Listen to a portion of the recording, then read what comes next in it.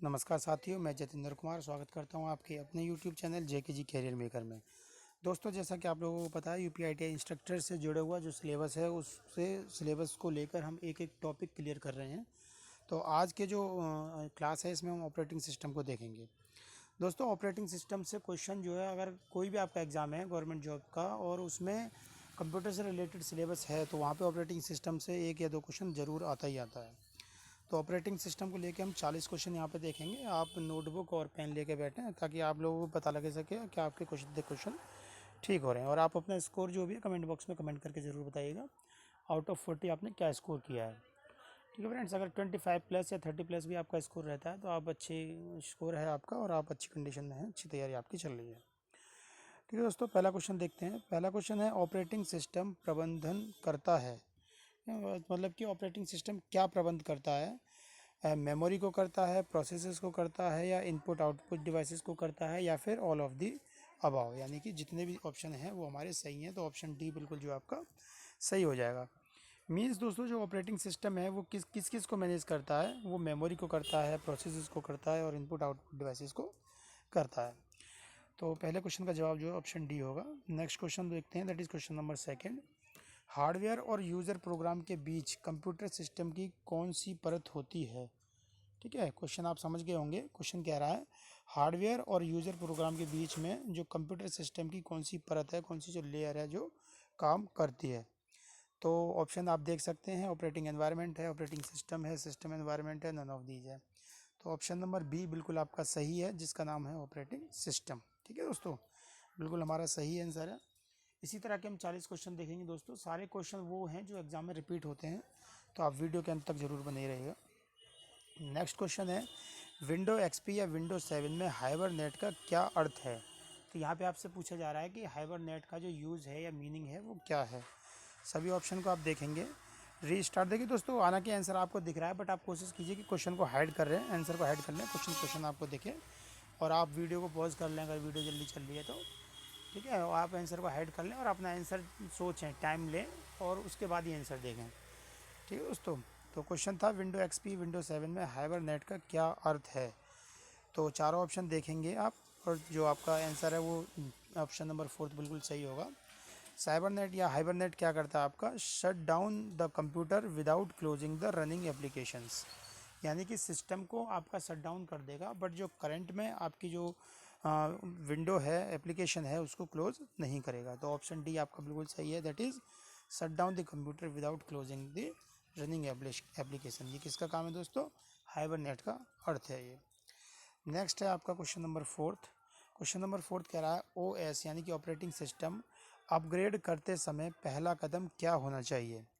Question दोस्तों आपसे पूछ रहा है, ऑपरेटिंग सिस्टम को जब आप अपग्रेड कर रहे हैं तो आपको फर्स्ट स्टेप क्या लेना चाहिए। ठीक है, तो आपका थर्ड जो ऑप्शन है, that is backup critical data. वो आपका बिल्कुल सही है, मतलब जो आपको डाटा है सिस्टम के अंदर उसका आपको बैकअप ले लेना चाहिए, that is backup critical data. Come to the next question, that is question number 5। यदि आप एक समय में एक से अधिक प्रोग्राम रन कर रहे हैं या चला रहे हैं या निष्पादित करना चाहते हैं तो आपके द्वारा उपयोग किए जा रहे सिस्टम सॉफ्टवेयर की क्या क्षमता होनी चाहिए। देखिए, जैसे आपको पूछा है कि आप मल्टी टास्क कर रहे हैं ना, यदि आप एक समय में एक से अधिक प्रोग्राम रन कर रहे हैं, ठीक है, मतलब कि आप मल्टी टास्क कर रहे हैं, तो ये तो क्वेश्चन आपका बिल्कुल सिंपल है आंसर। तो वर्ड प्रोसेसिंग नहीं होगा, वर्चुअल मेमोरी नहीं होगा, कंपाइलिंग नहीं होगा। ऑप्शन नंबर डी जो है मल्टीटास्किंग, ये है ऑप्शन डी। देखिए, कुछ क्वेश्चन तो ऐसे आ जाते हैं फ्रेंड जो आपको पहले से नहीं पता, लेकिन आप ऑप्शन देख के गेस कर सकते हैं कि क्वेश्चन क्या पूछ रहा है, आपका आंसर क्या होगा। नेक्स्ट क्वेश्चन है आपका, निम्नलिखित में से कौन सा ऑपरेटिंग सिस्टम मल्टीटास्किंग को वास्तव में लागू नहीं करता। बहुत ही इंपॉर्टेंट क्वेश्चन है दोस्तों, बार बार रिपीट होता है एग्जाम में ये। यहाँ पे पूछा जा रहा है आपसे, निम्नलिखित में से कौन सा ऑपरेटिंग सिस्टम मल्टीटास्किंग को वास्तव में लागू नहीं करता है। तो एम एस डॉस जो है वो आपका मल्टीटास्किंग को लागू नहीं करता है, अप्लाई नहीं करता है। ठीक है दोस्तों, इसमें फ्रेंड में जो क्वेश्चन है ये हिंदी में है, क्योंकि देखिए मेरा मानना ये है कि हिंदी को इंग्लिश वाले भी समझ सकते हैं, बट अगर क्वेश्चन इंग्लिश में कराए जाएंगे तो हिंदी वाले स्टूडेंट्स को समझने में दिक्कत होती है। ठीक है, तो यहाँ पे बाईलैंग्वेज मैंने रखा है, क्वेश्चन आपके हिंदी में भी है, इंग्लिश में भी है, और ऑप्शन आपके हिंदी में है। ठीक है दोस्तों, तो समझने की कोशिश करें, और किसी को कोई प्रॉब्लम आती है तो आप कमेंट करके पूछ सकते हैं, मैं जवाब ज़रूर दूंगा। तो 6th क्वेश्चन था आपका कि निम्नलिखित में से कौन सा ऑपरेटिंग सिस्टम मल्टीटास्किंग को वास्तव में लागू नहीं करता है, तो इसका ऑप्शन नंबर डी होगा, MS DOS लागू नहीं करता है। नेक्स्ट क्वेश्चन आपका क्वेश्चन नंबर 7, कंप्यूटर को स्टार्ट या रीस्टार्ट करने की प्रक्रिया को किस नाम से जाना जाता है, तो इसको बूटिंग के नाम से जाना जाता है।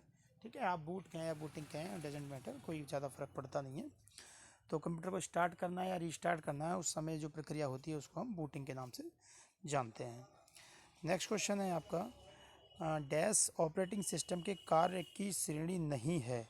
डैश मतलब जो आपको ऑप्शन में से चुनना है, ऑपरेटिंग सिस्टम के कार्य की श्रेणी नहीं है। क्या क्या नहीं है देखिए, मेमोरी मैनेजमेंट ये तो होता ही है, फाइल मैनेजमेंट ये भी होता है, वायरस प्रोटेक्शन ये नहीं होता है आपका, और प्रोसेसर मैनेजमेंट ये भी होता है। तो ऑपरेटिंग सिस्टम क्या क्या काम करता है, मेमोरी को मैनेज करता है, फाइल को मैनेज करता है, प्रोसेसर को भी मैनेज करता है। ये आपका वायरस प्रोटेक्शन से इसका कोई संबंध नहीं है। 9th क्वेश्चन है, MS DOS का पूरा नाम क्या है। दोस्तों बिल्कुल सिंपल क्वेश्चन है, बट आप याद रखें कि सिंपल क्वेश्चन ही अक्सर गलत होते हैं, तो किसी भी क्वेश्चन को हल्के में ना लें। MS DOS की फुल फॉर्म यहाँ पे पूछी गई है, तो आपको पता है, आपका जो ऑप्शन नंबर सी है, माइक्रोसॉफ्ट डिस्क ऑपरेटिंग सिस्टम। ठीक है, माइक्रोसॉफ्ट डिस्क ऑपरेटिंग सिस्टम, ये आपकी MS DOS की फुल फॉर्म होगी। Now come to the next question. Question number 10 है, फाइलों को निष्पादित करने के लिए एक्सटेंशन क्या होना चाहिए।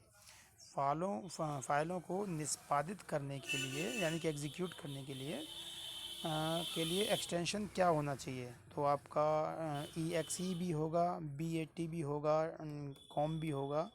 ठीक है, ये आपके जो हैं यानी कि सारे के सारे ऑप्शन सही हैं। ठीक है दोस्तों, ऑप्शन डी यहाँ पे सही है। नेक्स्ट क्वेश्चन की तरफ बढ़ते हैं। क्वेश्चन नंबर 11 है, एक ऑपरेटिंग सिस्टम का प्राथमिक उद्देश्य है। ऑपरेटिंग सिस्टम का जो प्राइमरी टारगेट है, प्राइमरी ऑब्जेक्टिव है, वो आपको बताना है। देखिए क्या कह रहा है क्वेश्चन, ये कह रहा है कि ऑप्शन है फर्स्ट, कंप्यूटर हार्डवेयर का सबसे कुशल उपयोग करने के लिए। ठीक है, ऑपरेटिंग सिस्टम का प्राइमरी जो टारगेट है, जो ऑब्जेक्ट है, जो उद्देश्य है, वो पूछा जा रहा है। तो ऑप्शन ए कह रहा है कंप्यूटर हार्डवेयर का सबसे कुशल उपयोग करने के लिए। दूसरा कह रहा है लोगों को कंप्यूटर का उपयोग करने की अनुमति के लिए नहीं, सिस्टम प्रोग्रामर नियोजित रखने के लिए नहीं, कंप्यूटर का उपयोग आसान। देखिए ऑप्शन नंबर ए बिल्कुल सही होगा। देखिए दोस्तों, कई बार आपको क्या होता है ना कि ऑप्शन कोई सही लगता है, लेकिन फिर भी आपको 4 ऑप्शन पढ़ने चाहिए, क्योंकि हो सकता है आपको जो अच्छा लग रहा है उससे बेटर और ऑप्शन वहाँ पे अवेलेबल हो। तो कभी भी जल्दबाजी में ऐसा ना करें कि आपने एक ऑप्शन को पढ़ा उसी को टिक करके आगे बढ़ गए, ऐसा कभी भी ना करें, क्योंकि कई बार ऑप्शन होता है बोथ ए एंड बी या ऑल ऑफ दी अबाव, तो वहाँ पे गलती हो जाती है। बच्चे जल्दबाजी में क्या करते हैं, पहला ऑप्शन पढ़ा वही ठीक लगा आगे बढ़ गए, तो ऐसा नहीं होना चाहिए। नेक्स्ट क्वेश्चन है, ऑपरेटिंग सिस्टम का प्राथमिक काम क्या है। वही क्वेश्चन रिपीट हो रहा है, ऑपरेटिंग सिस्टम का जो प्राइमरी ऑब्जेक्टिव है वो क्या है। तो क्या है आपका, manage commands, manage users, manage programs या मैनेज रिसोर्सेज। ठीक है, तो ऑप्शन नंबर डी जो है वो मोर एक्यूरेट है। आंसर हमें ऊपर भी मिल जाता, लेकिन जो आपका ऑप्शन नंबर डी है वो ज़्यादा सटीक है, ज़्यादा सही है। तो ये क्या करता है, सभी रिसोर्सेज को मैनेज करता है। ठीक है फ्रेंड्स, नेक्स्ट क्वेश्चन देखेंगे। क्वेश्चन नंबर 13 है, निम्नलिखित में से किसे सीधे हार्डवेयर पर बनाया गया है। आई रिपीट द क्वेश्चन, निम्नलिखित में से किसे सीधे हार्डवेयर पर बनाया गया है।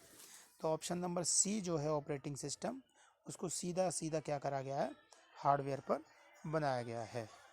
ठीक है, ऑपरेटिंग सिस्टम को कैसे बनाया गया है, हार्डवेयर पर बनाया गया है। नेक्स्ट क्वेश्चन है हमारा, कंप्यूटर बूट होने पर कंप्यूटर पर पहला प्रोग्राम कौन सा चलाया जाता है। I repeat the question, computer boot होने पर, जो हमने अभी बूटिंग की बात की थी कि कंप्यूटर को ऑन करते हैं या स्टार्ट करते हैं या रीस्टार्ट करते हैं, तो हमारा क्या काम पहले होता है, तो वहाँ पे हमने बताया था कि बूटिंग होता है। तो जब बूटिंग होती है उस टाइम पे ऑपरेटिंग सिस्टम हमारा कार्य करता है, अपना काम करना शुरू कर देता है। नेक्स्ट क्वेश्चन है आपका, विंडोज 7 में निम्न में से कौन सा फाइल प्रारूप समर्थित है। I repeat the question, Windows 7 में निम्न में से कौन सा फाइल प्रारूप समर्थित है। तो आपको देखना है NTFS, BSD, EXT या दिए गए सभी। तो यहाँ पे ऑप्शन नंबर ए हमारा बिल्कुल सही होगा, दैट इज NTFS। ठीक है दोस्तों, NTFS क्या करता है, ये विंडोज 7 जो होती है उसमें से फाइल का प्रारूप को जो है ये समर्थित करता है, सपोर्ट करता है। नेक्स्ट क्वेश्चन है क्वेश्चन नंबर 16, IBM ने 1981 में अपना पहला PC जारी किया था। उस समय कौन सा ऑपरेटिंग सिस्टम सबसे लोकप्रिय था, सबसे फेमस था। ठीक है दोस्तों, तो यहाँ पे आपको एक तो जानकारी ये मिलती है कि जो IBM ने 1981 में अपना पहला PC यानी कि पर्सनल कंप्यूटर को जारी किया था, उस समय ऑपरेटिंग सिस्टम जो था वो कौन सा था आपका CPM था। ठीक है दोस्तों, याद रखेंगे, बहुत ही इंपॉर्टेंट क्वेश्चन है ये क्वेश्चन दोस्तों, कम ही एग्जाम में पूछा जाता है, लेकिन क्वेश्चन का लेवल जो है वो सही है। ठीक है, तो कुछ क्वेश्चन दोस्तों आपको खुद ही पता लग जाएंगे कि ये क्वेश्चन बहुत इंपॉर्टेंट है, ये क्वेश्चन पूछा जा सकता है। ठीक है दोस्तों, ऐसा नहीं है कि मैं क्वेश्चन आपको इंपॉर्टेंट बताऊं तभी आप समझें, इतना आप समझ सकते हैं कि ये क्वेश्चन जो है वो अच्छे लेवल का है। बेशक बहुत कम रिपीट हुआ है, लेकिन क्वेश्चन के आने के चांसेस पूरे पूरे बने रहते हैं। एक अनुवाद के रूप में सबसे अच्छा वर्णन किया गया है। आई रिपीट द क्वेश्चन, एक अनुवादक के रूप में सबसे अच्छा वर्णन किया गया है एप्लीकेशन सॉफ्टवेयर में या सिस्टम सॉफ्टवेयर में या हार्डवेयर कंपोनेंट में या फिर दिए गए सभी। तो इसका जो सही आंसर होगा वो सिस्टम सॉफ्टवेयर होगा। यानी कि जो क्वेश्चन ये कह रहा था कि एक अनुवाद के रूप में सबसे अच्छा वर्णन किया गया, वो किसका है आपका सिस्टम सॉफ्टवेयर का। नेक्स्ट क्वेश्चन है, एक माइक्रो कंप्यूटर में ऑपरेटिंग सिस्टम के साथ प्रक्रिया को शुरू करना क्या कहलाता है। दोस्तों देखिए क्वेश्चन तीसरी बार है, बस यहाँ पे मैं आपको ये बताना चाहता हूँ कि क्वेश्चन का आंसर सेम है, बट वो लैंग्वेज किस किस तरह की हो सकती है, क्योंकि एग्जामिनर आपको लैंग्वेज में ही घुमाता है। क्वेश्चन इतने नहीं बनते दोस्तों, क्वेश्चन कम ही रहते हैं, बट वो क्वेश्चन की फॉर्म चेंज कर देते हैं, लैंग्वेज चेंज कर देते हैं, उसको घुमा के पूछ लेते हैं। तो यहाँ पे क्वेश्चन हमसे पूछा, एक माइक्रो कंप्यूटर में ऑपरेटिंग सिस्टम के साथ प्रक्रिया को शुरू करना क्या कहलाता है, बूटिंग कहलाता है। ठीक है फ्रेंड्स, नेक्स्ट क्वेश्चन है, MS-DOS में किस कमांड का प्रयोग ब्लैंक फ्लॉपी डिस्क की सतह को क्षेत्रों में विभाजित करने और प्रत्येक को एक अनूठा पता असाइन करने के लिए किया जाता है। क्वेश्चन थोड़ा लेंदी हो गया और हिंदी के वर्ड जो हैं बहुत ही जटिल यहाँ पर यूज़ कर रखे हैं, इसलिए हम क्वेश्चन को एक बार फिर से देखते हैं। MS-DOS यानी कि माइक्रोसॉफ्ट डिस्क ऑपरेटिंग सिस्टम में किस कमांड का प्रयोग ब्लैंक फ्लॉपी डिस्क की सतह को क्षेत्रों में विभाजित करने और प्रत्येक को एक अनूठा पता असाइन करने के लिए किया जाता है। तो दोस्तों इसमें किसका यूज़ किया जाता है, फॉर्मेट कमांड का, जो कि आपका पहला ही ऑप्शन है। ठीक है, फिर भी एक बार देख लीजिए, बाकी फैट नहीं, वर नहीं, CHK DSK नहीं दोस्तों, जो आपका पहला ऑप्शन है वो बिल्कुल सही है, फॉर्मेट कमांड का हम लोग यूज़ करते हैं। नेक्स्ट क्वेश्चन देखते हैं फ्रेंड, एक अनुवादक जो उच्च स्तर की भाषा में लिखे गए एक संपूर्ण प्रोग्राम को पढ़ता है और इसे मशीन भाषा कोड में परिवर्तित करता है, उसको हम क्या कहते हैं, कंपाइलर कहते हैं। इजी क्वेश्चन है दोस्तों, आपने बहुत सारे एग्जाम में देखा होगा, क्वेश्चन रिपीटेड होता रहता है ये। ठीक है, तो कंपाइलर क्या करता है, आपका हाई लेवल लैंग्वेज को आपका वो है एक कन्वर्ट करता है और मशीन भाषा के कोड में जो इसको परिवर्तित कर देता है, मतलब हाई लेवल लैंग्वेज को लो लेवल लैंग्वेज में या मशीन लैंग्वेज में कन्वर्ट करता है। नेक्स्ट क्वेश्चन है फ्रेंड्स, निम्न में से कौन सा माइक्रो कंप्यूटर का इस्तेमाल किया जाने वाला सिस्टम सॉफ्टवेयर है। दोस्तों आपको अगर ये क्वेश्चन समझ में आ रहे हैं, मेरी वीडियो अच्छी लग रही है, तो इसको एक लाइक ज़रूर कर दें और अपने फ्रेंड्स के साथ इसको शेयर कर दें, ताकि उन लोगों की हेल्प हो जितने आपके स्टडी रिलेटेड ग्रुप में। क्योंकि दोस्तों कोई भी एग्ज़ाम हो, कम्पिटिटिव एग्ज़ाम आप कोई भी देते हैं, गवर्नमेंट जॉब के लिए आप कोई भी एग्ज़ाम देते हैं, वहाँ पे कंप्यूटर से क्वेश्चन आते ही आते हैं। तो क्वेश्चन नंबर था हमारा 21, जिसमें पूछा जा रहा था, निम्न में से कौन सा माइक्रो कंप्यूटर पर इस्तेमाल किया जाने वाला सिस्टम सॉफ्टवेयर है। ठीक है, तो MS-DOS भी है, PS-DOS भी है और यूनिक्स भी है। ये सारे के सारे क्या हैं, आपके सिस्टम सॉफ्टवेयर हैं, यानी कि ऑप्शन नंबर डी आपका बिल्कुल सही हो जाएगा। ठीक है दोस्तों, क्वेश्चन एक बार देख लीजिए, ये पूछना चाह रहा था कि निम्नलिखित में से कौन सा माइक्रो कंप्यूटर पर इस्तेमाल किए जाने वाले सिस्टम सॉफ्टवेयर है। तो ये तीनों ही आपके माइक्रो कंप्यूटर पर यूज़ होने वाले सिस्टम सॉफ्टवेयर हैं। नेक्स्ट क्वेश्चन की तरफ बढ़ते हैं, ऑपरेटिंग सिस्टम है। ऑपरेटिंग सिस्टम क्या है दोस्तों, एक कलेक्शन ऑफ सॉफ्टवेयर रूटीन्स। ठीक है, तो ये क्या है, ये सॉफ्टवेयर्स का कलेक्शन है। ठीक है, तो आपका ऑप्शन नंबर जो है वो सी बिल्कुल सही होगा। यहाँ पे ऑपरेटिंग सिस्टम को डिफाइन किया गया है, a operating system is a collection of software routines. ठीक है दोस्तों, ना तो ये कलेक्शन है हार्डवेयर्स का, ना ही ये कलेक्शन है इनपुट आउट डिवाइसेस का, ये कलेक्शन है आपका सॉफ्टवेयर्स का। नेक्स्ट क्वेश्चन देखते हैं, यदि आप नहीं जानते कि आप अपने कंप्यूटर में MS-DOS का कौन सा संस्करण यूज़ कर रहे हैं, तो आप किस कमांड का उपयोग करके ये पता लगाएंगे कि आप किस MS-DOS का इस्तेमाल कर रहे हैं। आई रिपीट द क्वेश्चन, यदि आप नहीं जानते कि आप अपने कंप्यूटर में MS-DOS का कौन सा संस्करण यूज़ कर रहे हैं तो आप किस कमांड का उपयोग करेंगे। तो हम वर कमांड का इस्तेमाल करेंगे दोस्तों, दैट इज़ VER।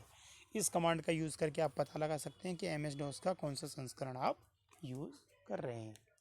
ठीक है दोस्तों, वीडियो के अंत तक बने रहिएगा दोस्तों। बहुत ही इम्पोर्टेंट कलेक्शन है और बहुत समय लगता है इस तरह के क्वेश्चन को कलेक्ट करने में, जो आप लोगों तक पहुंच रहे हैं दोस्तों मैं आपसे एक चीज़ कहना चाहूँगा कि मेरे जो व्यूअर्स हैं उसमें से 60% व्यूअर्स ऐसे हैं जो वीडियो तो कंटिन्यू देख रहे हैं बट चैनल को सब्सक्राइब नहीं कर रहे हैं दोस्तों।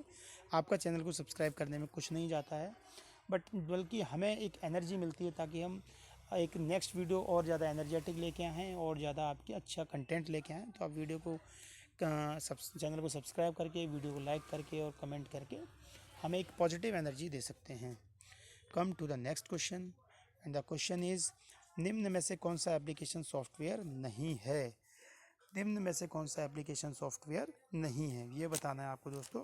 कौन सा एप्लीकेशन सॉफ्टवेयर नहीं है, तो वर्ड प्रोसेसिंग है, स्प्रेडशीट है, डेस्कटॉप पब्लिशिंग भी है। यूनिक्स आपका क्या है, ये सिस्टम सॉफ्टवेयर या एप्लीकेशन सॉफ्टवेयर नहीं है। ठीक है दोस्तों, आप याद रखेंगे कि यूनिक्स आपका क्या है, एक एप्लीकेशन सॉफ्टवेयर नहीं है। नेक्स्ट क्वेश्चन देखेंगे, यदि हार्ड डिस्क के लिए एक से अधिक रिसाइकिल बिन हों तो। आई रिपीट द क्वेश्चन, यदि हार्ड डिस्क के लिए एक से अधिक रिसाइकिल बिन हों तो, ठीक है, तो क्या होगा दोस्तों, आप प्रत्येक रिसाइकिल बिन के लिए अलग आकार निर्धारित कर सकते हैं। ऑप्शन नंबर ए आपका बिल्कुल सही होगा। क्वेश्चन कह रहा था यदि हार्ड डिस्क के लिए एक से अधिक रिसाइकिल बिन हों तो आपका ऑप्शन नंबर ए बिल्कुल ठीक होगा। आप प्रत्येक रिसाइकिल बिन के लिए अलग आकार निर्धारित कर सकते हैं, यानी कि आप रिसाइकिल बिन के लिए अलग अलग साइज़ को डिसाइड कर सकते हैं। नेक्स्ट क्वेश्चन देखते हैं दोस्तों, यदि सिस्टम में डाटा को टाइम गलत है, मैं फिर से रिपीट कर रहा हूँ क्वेश्चन को, यदि सिस्टम में डाटा और टाइम गलत है, सॉरी दोस्तों डाटा नहीं वो डेट है, यदि सिस्टम में डेट और टाइम गलत है तो आप इसे कहाँ से रीसेट करेंगे। तो आप इसको कंट्रोल पैनल से रीसेट करेंगे। ये तो बिल्कुल बेसिक क्वेश्चन है दोस्तों। ठीक है, तो डेट और टाइम आप कहाँ से सेलेक्ट करते हैं, कहाँ से सेट करते हैं, वो आप कंट्रोल पैनल में जाके सेलेक्ट करेंगे, ना राइट में, ना कैलेंडर से, ना राइट फाइल से, कंट्रोल पैनल में जाके क्वेश्चन हो जाएगा आपका। नेक्स्ट क्वेश्चन है, माइक्रोसॉफ्ट विंडो एक है, क्या है माइक्रोसॉफ्ट विंडो, ये एक ऑपरेटिंग सिस्टम है। ठीक है, माइक्रोसॉफ्ट विंडो क्या है, एक ऑपरेटिंग सिस्टम है। दोस्तों अगर आप अभी अंडर ग्रेजुएट भी हैं या 10th-12th में भी हैं तो भी ये वीडियो आपके लिए बहुत ही इंपॉर्टेंट है। इस तरह के क्वेश्चंस आपको आगे हर जगह काम आएंगे, इंटरव्यू में भी पूछे जाते हैं और कॉम्पिटिटिव एग्जाम में तो आते ही आते हैं। तो माइक्रोसॉफ्ट विंडो क्या है, ये एक ऑपरेटिंग सिस्टम है। ठीक है दोस्तों, निम्नलिखित में से कौन सा एप्लीकेशन सॉफ्टवेयर नहीं है। ठीक है, तो यहाँ पे क्वेश्चन पूछा जा रहा है, which of the following is not a application software. तो विंडोज़ NT ही नहीं है, विंडोज़ NT जो है आपका एक एप्लीकेशन सॉफ्टवेयर नहीं है। ठीक है, यानी पेज मार्कर भी है, विन वर्ड XP भी है, फ़ोटोशॉप भी है। तो आपका विंडोज़ NT क्या है, एक एप्लीकेशन सॉफ्टवेयर नहीं है दोस्तों। ठीक है दोस्तों, नेक्स्ट क्वेश्चन की तरफ बढ़ते हैं। नेक्स्ट क्वेश्चन है, निम्नलिखित में से किस प्रोग्राम, क्या है क्वेश्चन दोस्तों, निम्नलिखित में से किस प्रोग्राम का प्रयोग बड़ी फाइलों को एक छोटी फाइल में बदलने के लिए किया जाता है। आई रिपीट द क्वेश्चन, निम्नलिखित में से कौन सा प्रोग्राम का प्रयोग बड़ी फाइलों को एक छोटी फाइल में बदलने के लिए किया जाता है। तो WinZip का प्रयोग जो है बड़ी फाइलों को छोटी फाइलों में कन्वर्ट करने के लिए किया जाता है। दोस्तों जैसा कि आपको पता है, जब आप मेल करते हैं तो कुछ फाइल्स से बड़ी होती हैं साइज़ में, और मेल में आप 25 MB से ज़्यादा का डाटा आप नहीं सेंड कर सकते हैं। तो यदि कोई फ़ाइल आपकी ऐसी है, मान लीजिए कोई वीडियो है या कोई भी फाइल ऐसी है जिसका साइज़ 25 MB से ज़्यादा है, तो आप उसको कन्वर्ट कर सकते हैं WinZip में, और वो आपका साइज़ कम हो जाएगा, रिड्यूस हो जाएगा, और वो आपकी फ़ाइल ईजिली सेंड हो जाएगी। तो बड़ी फ़ाइल को छोटी फ़ाइल में इस तरह से बदला जा सकता है, और आप ईमेल पर सेंड कर सकते हैं और भी उसका यूज़ कर सकते हैं। नेक्स्ट क्वेश्चन है, निम्नलिखित में से कौन सा रियल टाइम ऑपरेटिंग सिस्टम का उदाहरण है। तो प्रोसेस कंट्रोल जो है वो आपका रियल टाइम ऑपरेटिंग सिस्टम का यूज़ है, उदाहरण है। ठीक है दोस्तों, RTMS की फुल फॉर्म भी पूछ ली जाती है कई बार। तो RTMS की फुल फॉर्म क्या होती है, रियल टाइम ऑपरेटिंग सिस्टम। ठीक है दोस्तों, RTOS, सॉरी। तो ये क्या होता है आपका RTOS, real time operating system. Come to the next question. निम्नलिखित में से कौन सा विंडोज संस्करण 64 बिट प्रोसेसर का समर्थन करता है? बहुत अच्छा क्वेश्चन है दोस्तों, रिपीटेड क्वेश्चन है। निम्नलिखित में से कौन सा विंडोज संस्करण 64 बिट प्रोसेसर का समर्थन करता है? तो जो आपका विंडोज़ एक्सपी है वो क्या करता है आपका, इसका 64 बिट प्रोसेसर का समर्थन करता है, that is Windows XP. Next question है, कंप्यूटर बूट होने और GUI लोड करने के बाद कौन सा प्रोग्राम चलता है? मैं फिर से क्वेश्चन को रिपीट करता हूँ। कंप्यूटर बूट होने और GUI, देखिए दोस्तों GUI की बार फुल फॉर्म पूछ ली जाती है, तो इसकी फुल फॉर्म क्या होती है? Graphical user interface. आप दोस्तों नोट्स ज़रूर बनाएं, शॉर्ट नोट्स, जहाँ पे आप इस तरह की चीज़ें नोट कर लिया करें, क्योंकि वीडियो में आप देख सकते हैं लेकिन कई बार आपको जल्दबाजी में पढ़ना होगा, तो आप अपने नोट्स को देख सकते हैं।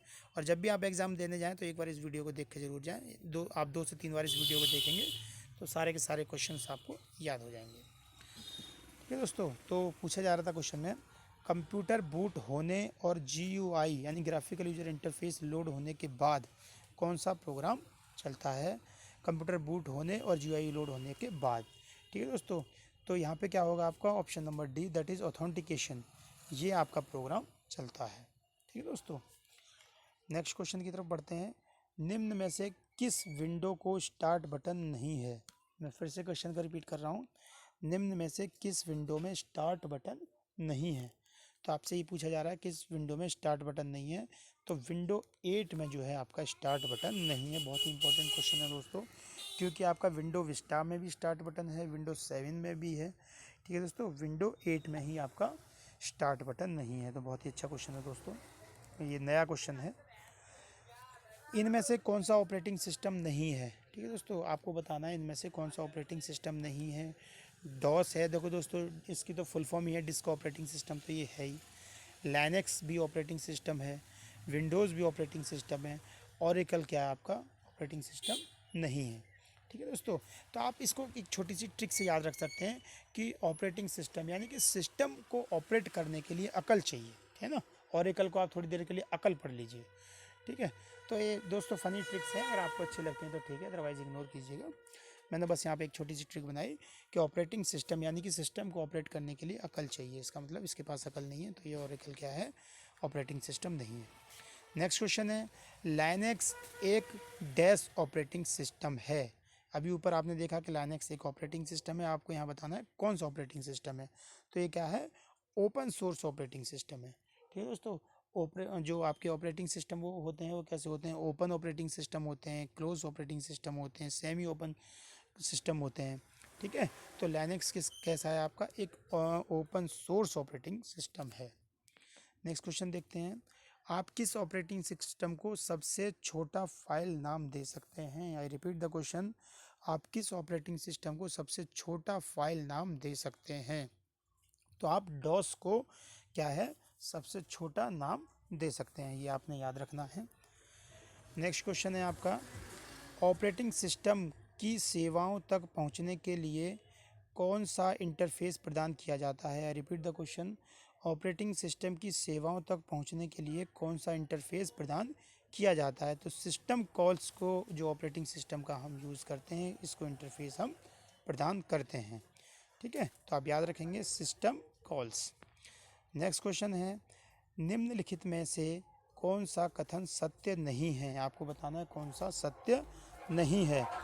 कर्नल एक प्रोग्राम है जो ऑपरेटिंग सिस्टम के केंद्रीय कोर का गठन करता है, बिल्कुल सही है। बूटिंग के दौरान स्मृति में लोड करने के लिए कर्नल ऑपरेटिंग सिस्टम पहला हिस्सा है, बिल्कुल सही है। कर्नल विभिन्न मॉड्यूल से बनता है जो ऑपरेटिंग सिस्टम चलाने में लोड नहीं किया जा सकता, यही गलत है दोस्तों, और यही पूछा जा गया था कि कौन सा सत्य नहीं है। ऑप्शन डी है, कर्नल पूरे कंप्यूटर सत्र के दौरान स्मृति में बनी हुई रहती है, बिल्कुल सही है दोस्तों। तो आपका ऑप्शन नंबर बिल्कुल सही होगा यहाँ पे। Now come to the next and last question of this video. आपका लास्ट क्वेश्चन है दोस्तों, क्वेश्चन नंबर 40, ऑपरेटिंग सिस्टम द्वारा निम्न में से कौन सी त्रुटि को संभाला जाएगा? ऑपरेटिंग सिस्टम द्वारा निम्न में से कौन सी त्रुटि या एरर को संभाला जाएगा? बिजली की विफलता बिल्कुल संभाला जाएगा, प्रिंटर में कागज़ की कमी को भी संभाला जाएगा, नेटवर्क में कनेक्शन विफलता जी को संभाला जाएगा, उपरोक्त सभी यानी ऑल ऑफ दी अबाउ तीन ऑप्शन हमारे बिल्कुल सही हैं दोस्तों। आशा करता हूँ आपको ये वीडियो पसंद आई होगी। अगर पसंद आई है तो चैनल को सब्सक्राइब ज़रूर कर लें, वीडियो को लाइक कर दें और आपके जितने भी स्टडी रिलेटेड ग्रुप हैं उनमें ज़रूर शेयर कर दें। जय हिंद, जय भारत।